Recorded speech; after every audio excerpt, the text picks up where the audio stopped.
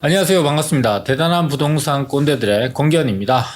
요즘에 날씨도 덥고 정치권이나 정부에서는 말하는 것마다 갑갑하고 답답하게 만들고 국민들 속을 벅벅 긁어놓고 있는 상황입니다. 그래서 뭐 이런 얘기는 이런저런 곳에서 매스컴이나 매체에서 많이 다루고 있으니까 우리 답답한 얘기는 그만하고 부동산 쿨한 뉴스 모아서 전해드리도록 하겠습니다. 첫 번째, 마포 공덕역에 보면은요, 마포로 1구역이라는 데가 있습니다. 마포로 1구역, 2구역, 3구역 있는데 잘 못 들어보신 분들이 많아요. 왜 못 들어봤을까요? 그리고 또 지금 현재 이게 재개발이 제시동이 걸린다고 합니다. 그래서 이런 내용들 좀 꼼꼼하게 다뤄보도록 하고요.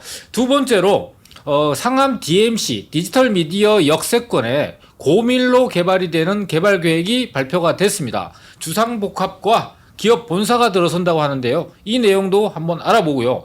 우리나라 국내 최초로 도로 위에 아파트가 들어선다고 합니다. 이거 공상과학영화 SF 영화에서나 자주 봤던 건데 이게 현실이 된다고 하는데 이 지역이 어디고 어떤 내용으로 건설이 되는지 한번 알아보겠습니다. 마지막으로 우리나라 서울에서 대표적인 재건축 단지들이 밀집되어 있는 곳 중에 하나가 상계 노원구죠. 근데 그 중에서 상계 7구역이 첫 번째 관문인 안전진단을 통과했다고 합니다. 이 내용과 더불어서 이 상계동 일대의 재건축 아파트의 추세, 흐름 이런 것들을 한꺼번에 알아보는 시간을 갖도록 하겠습니다. 지금부터 시작하도록 하겠습니다.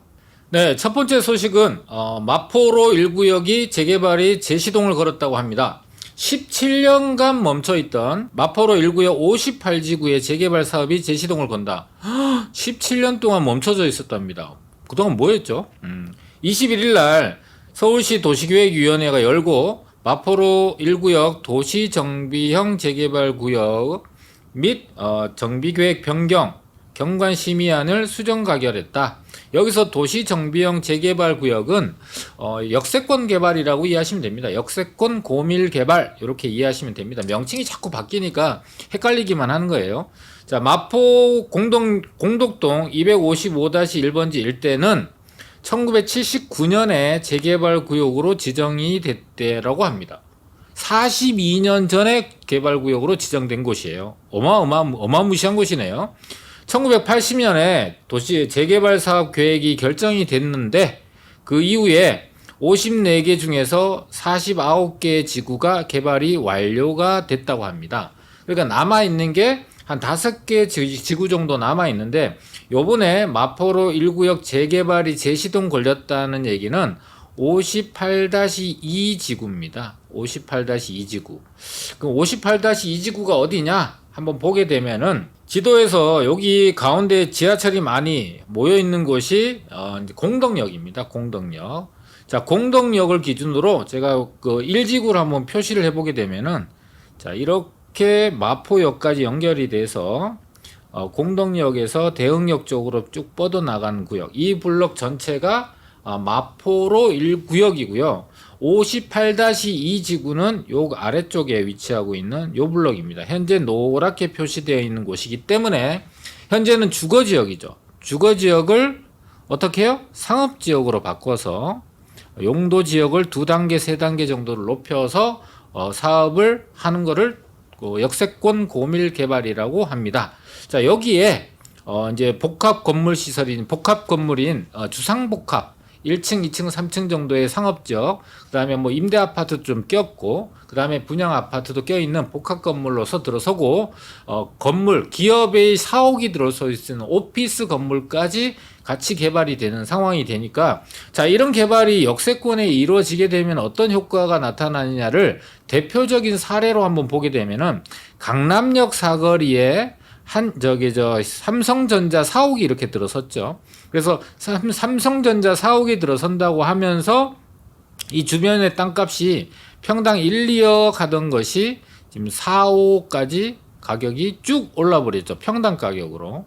그러니까 주변에 있는 빌딩, 건물 가격 뿐만 아니라 주변에 있는 아파트 가격까지도 가격을 전부 다 밀어올리는 그런 효과가 나타나게 되고, 뭐 삼성 사옥이니까 그렇지 라고 할 수 있는데, 일단은 어떤 기업이든 간에 기업이 입주를 하게 되면은 기업이 입주를 하는 만큼 수요가 더 증가되게 되고 또 선호도도 올라가게 됩니다. 그래서 이 수요와 선호도가 올라가면서 가격을 상승시키는 효과를 주게 되고 그 지역에 대한 이미지도 굉장히 좋게 바뀌기 때문에 그런 가치 상승은 두드러지게 되는데 이 마포 1지구만 있는 게 아니라고요. 마포로 2구역하고 3구역도 있습니다.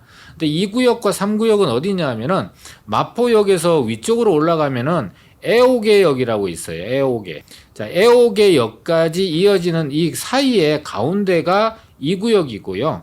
애호개역 주변이 3구역입니다. 그래서 3, 2, 1구역을 해서 애호개역부터 마포역까지 이어지는 그 대로를 마포로라고 하고 마포로를 거쳐서 3, 2, 1구역이 있는데 이 1구역이 가장 큰 면적을 가지고 있고 여기 지금 빨갛게 표시된 것들 있잖아요. 이런 것들이 전부 다 역세권 개발이 진행된 거예요. 그래서 앞서 말씀드렸다시피 54개 구역 중에서 지구 중에서 49개구가 완료가 됐다는 얘기가 이렇게 빨갛게 표시된 건물들 아주 높은 건물들이 들어서 있죠. 그래서 공동역에 가보면은 여기가 강남 사거리인지 아니면은 공동역 사거리인지 헷갈릴 정도로 그렇게 바뀌어 있는 것이 이 역세권 개발, 고밀 개발이 이루어졌을 때 나타나는 현상들이죠. 그리고 아래쪽에 보게 되면은 마포구청에 들어가 보게 되면은요. 최근에 개발 승인된 것들, 예를 들어 마포로 1구역에 28지구, 29지구가 사업 시행 계획 인가가 났다라고 나오는데 28, 29지구는 요 앞쪽에 마포역 바로 앞쪽에 있는 2개 지구고 여기는 오피스텔이 지어지는 걸로 지금 현재 사업이 진행이 되고 있다. 라고 보시면 되고요. 또 아래쪽에 58지구 도시정비형 재개발구역 정비 그러는 마포역에서 바로 위쪽에 해당되는 지역이 그거고 여기는 주상복합하고요. 그 다음에 오피스텔하고 같이 이렇게 지어집니다. 상가 건물도 지어지고 이렇게 해서 개발이 진행되고 있는데 이 2개는 4월 8일 날 발표가 되고 고시가 된 상황이고요. 아래쪽에 보면은 마포 3구역 1지구 도시정비형 재개발 정비계획 결정 재공람 공고 여기서 3구역이라고 하잖아요. 아까 얘기했다시피 3구역은 애호개 5호선 애호개역 역세권의 주변에 있는 지역 중에서 이렇게 블록 단위로 이렇게 나눠져 있는 거를 이제 개발하는 건데 이것도 도시정비형 재개발이니까 역세권 고밀 개발이 이루어진다. 이거 같은 경우도 이제 오피스텔과 오피스 그다음에 일부 아파트, 임대 아파트가 좀 껴져 있는 그런 걸로 개발이 되는데 대부분 다 20층 이상의 고밀 개발이 이루어지고 있다라고 이해하시면 될 것 같습니다. 자, 이것도 어쨌든 역세권인 마포, 특히나 용산 개발에 직접적인 영향을 받을 수 있는 공동역 주변 지역이 이런 식으로 역세권 중심으로 고밀 개발이 이루어진다면 역세권 개발로 인해서 마포 공동역 일대 주변 지역에 재개발이 진행되는 곳이든 또는 현재 개발이 진행되지 않더라도 역세권 범위 내 500m 범위 내에 있는 지역들은 순차적으로 직간접적으로 영향을 받으면서 가치 상승에 어떻게 견인차 역할을 하게 될 거다라고 이해를 하시면 좋을 것 같습니다. 네, 이번 소식은 DMC역이네요. 이것도 마포구에 있죠. 상암 DMC 디지털 미디어 시티역 이렇게 보시면 되고 삼표 에너지 부지가 있어요. 그래서 민간 개발도 하고 민간 임대도 하고 주상복합 아파트도 짓고 기업 본사도 들어선다고 합니다. 자, 수색 DMC역 인근에 삼표 에너지가 일반 상업지역으로 용도가 변경이 돼서 민간 임대주택과 상업 문화시설이 조성이 됩니다. 이것도 21일 날 구차 도시계획위원회에서 열어서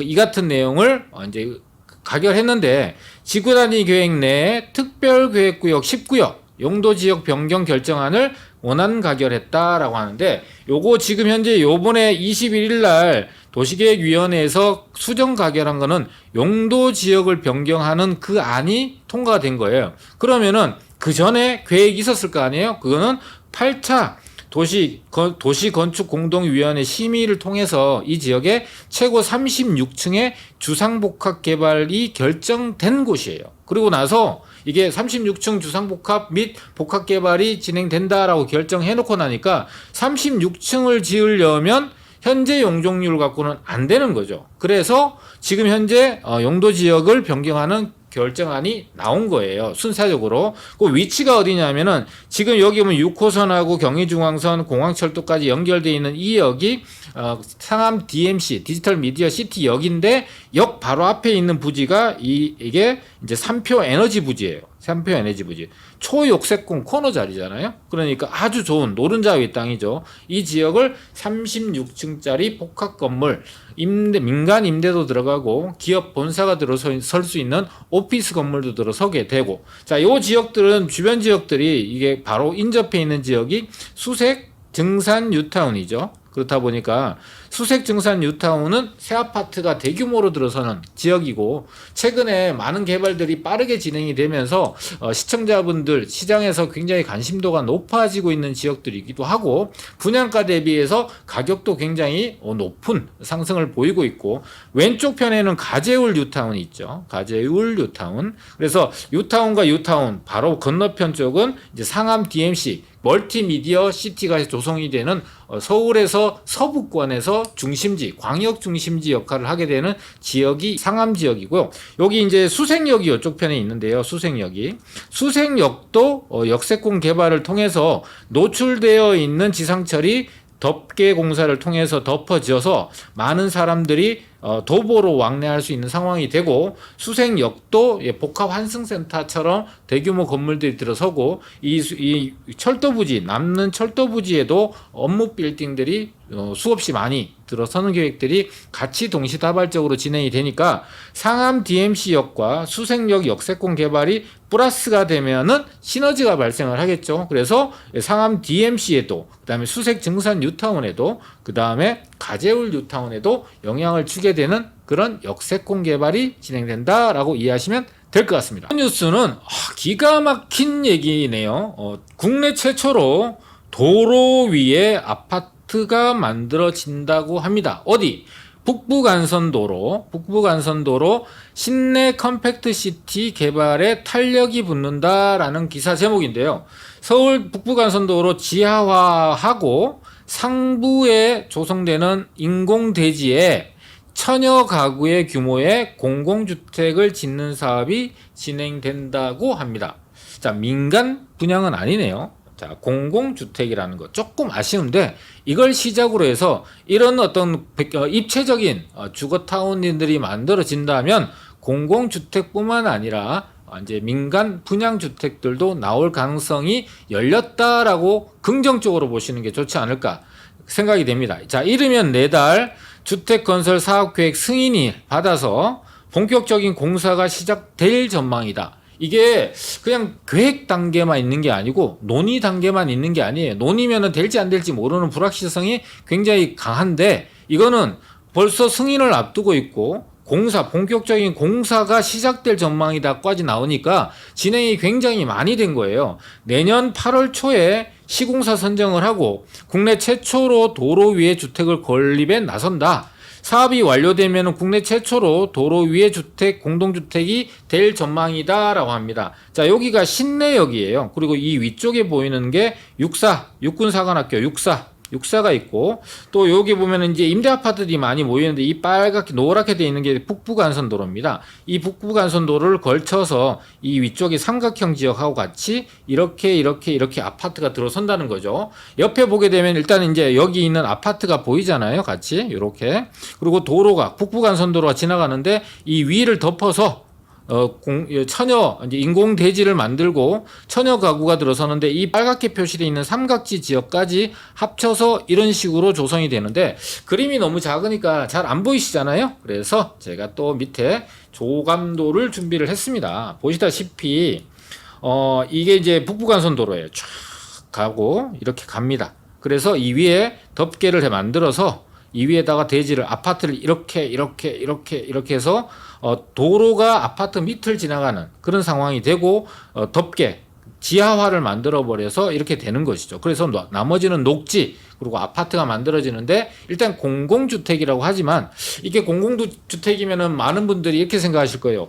내 집 밑으로 차가 지나가면은 진동도 있고 소음도 있고 그렇게 해서 이게 살만한 집이겠냐라고 할 수 있잖아요. 근데 제가 생각할 때 보면은 마곡지구가 개발될 때요. 마곡지구 개발될 때 마곡지구는 어디 있냐면은 김포공항이 옆에 바로 이렇게 위치를 하고 있잖아요. 그래서 비행기가 뜨고 내릴 때 소음이 너무 심하지 않냐? 그 길을 어떻게 사냐? 이런 생각을 많이 하셨었어요. 그래서 목동 신시가지 아파트에 전세로 임대로 거주하고 계셨던 분들이 마곡지구로 분양받아서 간다고 얘기를 주변 사람들이 하니까 목동 신시가지에 살고 계신 주민분들이 야, 그런 데를 어떻게 가서 사냐라고까지 얘기했던 곳인데 이 마곡지구가 분양가 3억 5천짜리가 지금 얼마? 15억.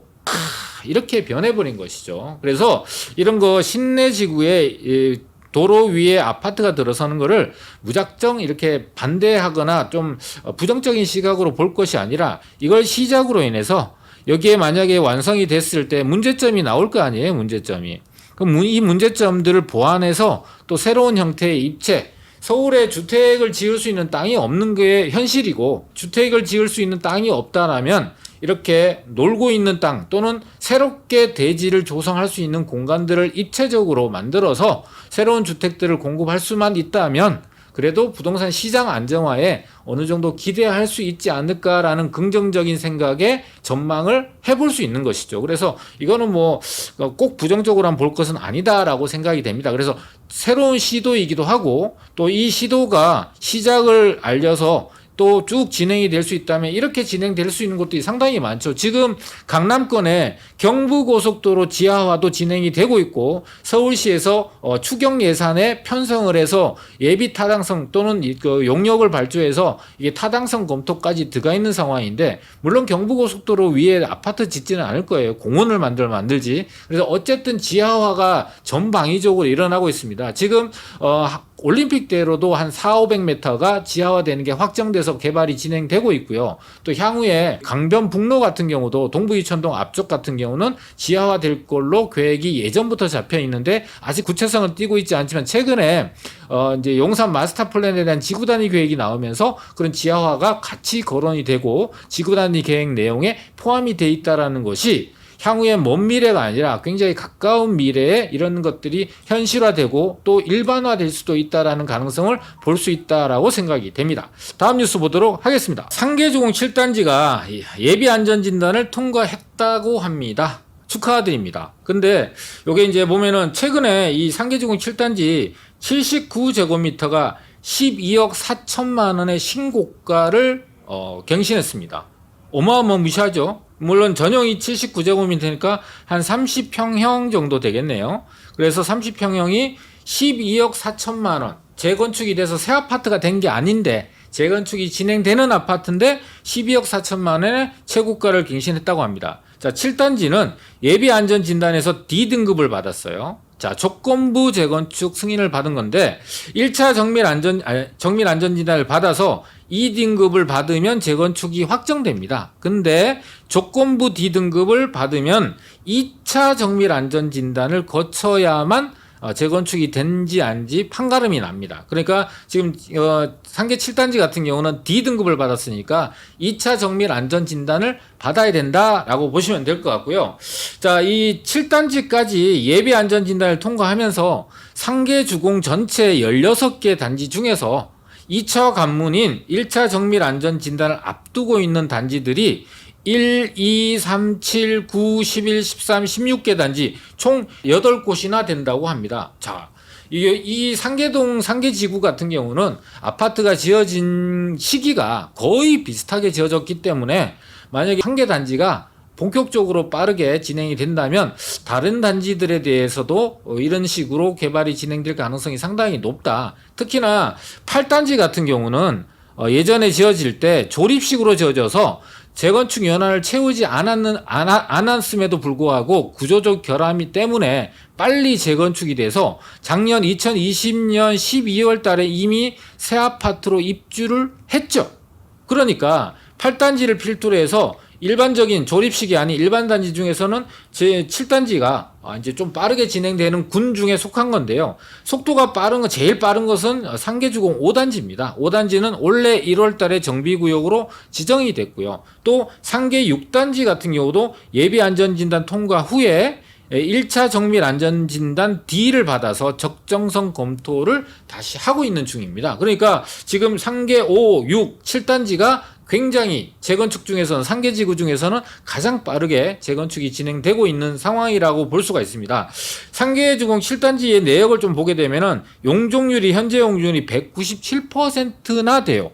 그런데 재건축을 진행합니다. 보통 200% 내외 정도 되면은 이 지역이 최고 250% 뭐 인센티브라든지 여러 가지 기부 체납을 하고 공원을 만들고 하게 되면은 한 280% 정도의 이제 되는 경우가 많은데 200% 정도 되는 아파트가 재건축이 됐다라는 얘기는 이 200% 언저리에 있는 현재 용적률 자체가 200% 언저리에 있는 아파트 단지들한테는 굉장히 희망적인 소식이라고 할 수가 있습니다. 자, 그리고 위치를 좀 보게 되면은 네.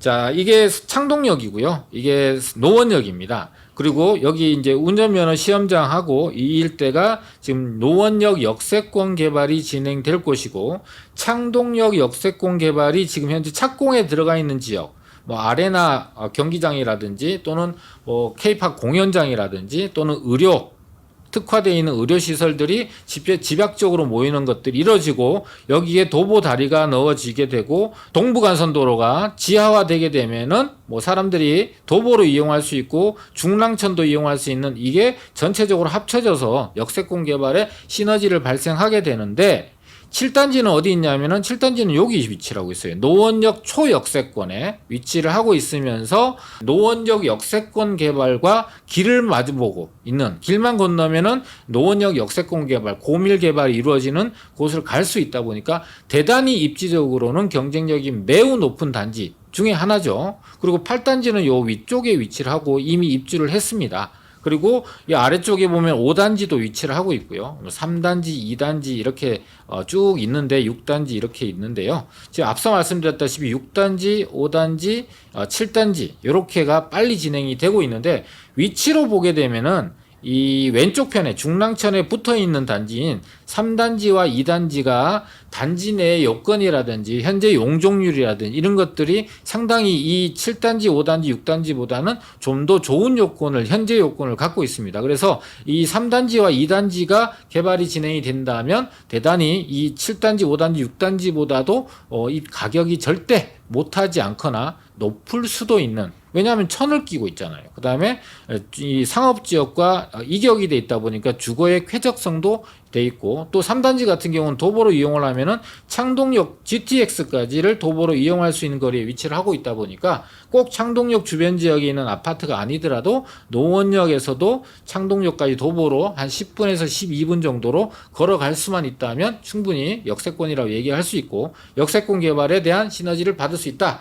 자, 문제는 뭐냐면은 이제 7구역이 구역이 지정이 되고 나면은 조합원 지위 양도 금지가 될 수 있어요. 조합원 지위 양도 금지. 그러니까 이제 한번 투자를 해 놓으신 분들은 끝까지 갈 생각으로 하고 장기 투자를 반드시 하셔야 된다 라고 하는 것이 일단 관건이고요. 7단지, 5단지, 6단지가 재건축이 이렇게 활발하게 빨리 진행이 되고 있다 보니까 이 5, 6, 7단지의 가격 상승에 동반해서 주변 단지들도 이미 가격이 많이 올라 있는 경우가 있으니까 가격에 대한 부분들을 본인 자금과 가격을 잘 비교하셔서 현명한 선택을 하셔야지 무작정 쫓아가서 사놓는 게 능사는 아니다, 이렇게 보시면 될 것 같습니다. 향후에 GTX가 들어서게 되면은 이 주변 지역에 대한 가치도 충분히 높아질 수 있으니까 노원구만 보지 말고 창동 지역들도 같이 한번 보면서 가격 비교를 하신 다음에 상대적으로 투자 자금이 적게 들어가는 단지 또는 대단지이면서 입지가 좋은 단지, 이런 것들을 기준을 잘 갖고 선택을 하신다면 실수하지 않는 선택을 하실 수가 있을 것 같습니다. 자, 오늘 4개의 뉴스, 희소식, 쿨한 뉴스, 갑갑하고 짜증나고 화나는 뉴스가 아니라 쿨한 뉴스 4가지를 전해드렸습니다. 앞으로도 이런 좀 이렇게 답답하지 않는 뉴스만 몰라서 가끔씩 이렇게 전해드릴 예정이니까요. 또 이렇게 개발 계획들 여러 가지가 한꺼번에 얘기를 듣고 싶으신 분들은 구독, 좋아요, 알람 설정 해주시면은 이런 얘기를 자주자주 올려드리도록 하겠습니다. 오늘 영상은 여기서 마치도록 하겠습니다.